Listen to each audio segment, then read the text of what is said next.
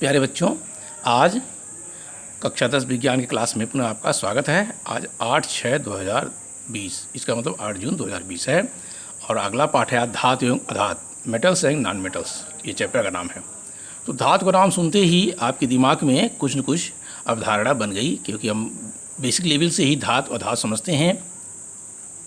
तो धातु की परिभाषा समझिए, ध्यान से समझिए कि सामान्यतः धातु ठोस अवस्था में पाए जाते हैं कमरे के ताप पे। धातुएं कठोर होती हैं, धातुओं का सतह चमकदार होता है, अधातु वर्धक तन्यता गुण पाया जाता है। परंतु पारा एक ऐसा धातु है जो द्रव की अवस्था में मिलता है। पारा को छोड़कर, कहा जब परिभाषा बन जाएगा कि पारा को छोड़कर सामान्यतया जो सभी धातु हैं ठोस की अवस्था में पाई जाती हैं, कठोर होते हैं, उनके सतह चमकदार होते हैं, ठोकने पीटने पे बढ़ेंगे, तार खींचे जा सकता, तन्यता गुण पाया जाता है। ये धातु की परिभाषा है। अब यही चीज़ धातुओं के भौतिक गुण में है।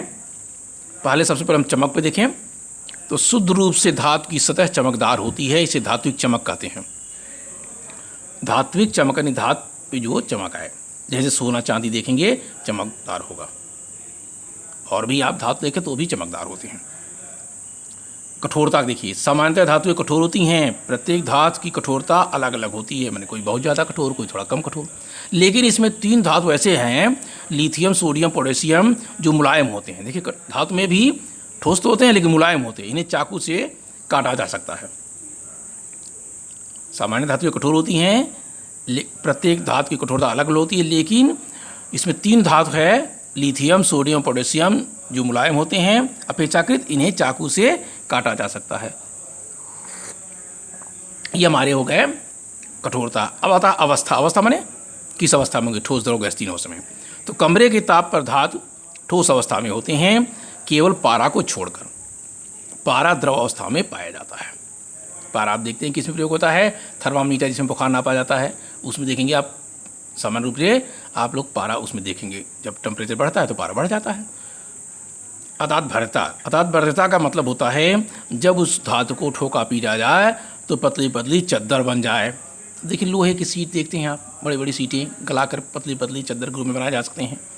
आप यहाँ देखें, जैसे सोना चांदी है, इनके भी पीट पीट के पतले पतले चद्दर के रूप में बनाए जा सकते हैं। अब चद्दर का मतलब यहाँ करना बहुत बड़ा चद्दर न करें, लेकिन छोटे छोटे के रूप में करें, और फिर उसके बाद उनसे जेवर बनाए जाते हैं।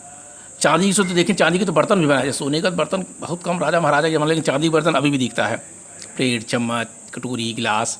तो उसको फैला करके धातु बर्तन में ठोकने पीटने पे बढ़ जाए। तांबा का बर्तन आप देख ही रहे हैं, ऐसे एल्युमिनियम के बर्तन होते हैं।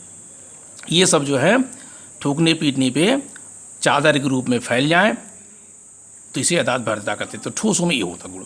तन्यता।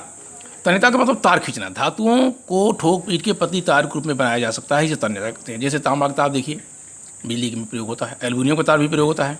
सोना चांदी से भी तार बनाए सकते हैं, पहले तार बना करके फिर पतले पतले जेवरात बनाए जाते हैं उससे। पहले ज़माना में जब सस्ता था तो मोटा मोटा जेवरात बनाता था, अब सस्ता नहीं है, महंगा है, तो लोग जेवरात पहनते हैं लेकिन मोटी की जगह पे पतले। तो उनसे क्या होता है, तार खींच जाते हैं फिर जेवरात बनाते हैं। विद्युत उष्मा के चालक।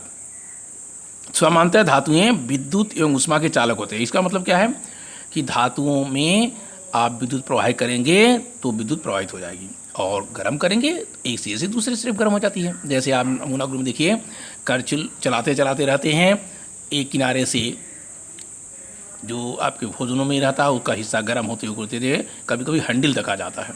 आप तवा पे रोटी बनाते हैं, देखिए कुछ लोग तो पहले ज़माने में नहीं था, हत्था लगाते हैं लकड़ी का, वहाँ भी कहीं भूल से हल्का से उसके नीचे छू जाए तो गर्म हो जाता है। ऐसे ही आप करंट लगा दे सकते हैं, विद्युत धारा प्रवाहित करें तो वो विद्युत प्रवाहित। ध्वनिक एक शब्द आता है, ध्वनि में ध्वन करना, आवाज़ करना। धातुएं कठोर सतह से टकरा पे ध्वन उत्पन्न करती हैं। कठोर सतह से जब टकराएंगी ध्वन माने आवाज़ उत्पन्न करती हैं। ये साइकिल घंटी का उदाहरण है आपके पास, देखिए दोनों धातु हैं। वैसे धातु पे यदि हम अधातु से चोट मारे तो भी ध्वनि उत्पन्न करता है, लेकिन धातु का जब धातु में टक्कर मारेंगे तो उसकी ध्वनि और धातु से अधातु में जब टक्कर में उसकी ध्वनि में अंतर होता है, तो ध्वनिक होता है, गुण पाया जाता है। घनत्व देखिए, धातुओं का घनत्व और गलनांक अधिक होता है। लेकिन इसी में जो हमारे पास 3 धातु की चर्चा की गई थी, कौन कौन, लिथियम, सोडियम और पोटेशियम, इनका घनत्व कम होता है, क्योंकि ये धातु होते होते भी मुलायम है, इनका घनत्व कम होता है। ऑक्साइड देखिए, इसमें एक शब्द आता है ऑक्साइड, धात्विक ऑक्साइड, क्षारक प्रकृति। तो ऑक्साइड क्या बनता है, धातुएं ऑक्सीजन से अपक्रिया करके ऑक्साइड बनाती हैं और उनकी प्रकृति जो होती है क्षारक होती है। जैसे सोडियम देखिए, sodium oxide, magnesium oxide, potassium oxide आदि तमाम प्रकार के इससे उदाहरण हो सकते हैं। ये हो गए धातु। अब आता है अधातु, नॉन मेटल्स कहते हैं। तो इसमें भी देखिए, अधातु में एक होता है केवल ब्रोमीन, जो द्रव रूप में पाया जाता है। तो लिख सकते हैं ब्रोमीन को छोड़कर सामान्यतः अधातु कमरे के ताप पर ठोस एवं गैसीय अवस्था में पाए जाते हैं। देखिए इसमें दोनों अवस्था में पाए जाते हैं, यानी कहा जाए तीनों अवस्था हो गया। ब्रोमीन देखिए आपका द्रव का अवस्था हो गया, बाकी जो अधातु हैं वो ठोस एवं गैसीय अवस्था में होती है। इनकी सतह चमकदार नहीं होती, ये कठोर नहीं होते। इनकी सतह चमकदार नहीं होती और ये कठोर नहीं होते।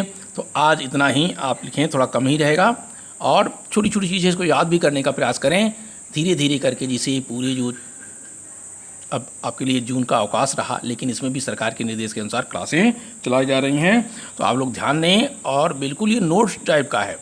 यदि आप याद नहीं कर सकते तो लिखते रहें, लेकिन याद भी कर दें तो बहुत अच्छी बात होगी, क्योंकि आपका बोर्ड का एग्ज़ाम है, एग्ज़ाम उसी फरवरी में ही होगा, आपके अलग से समय नहीं मिलेगा।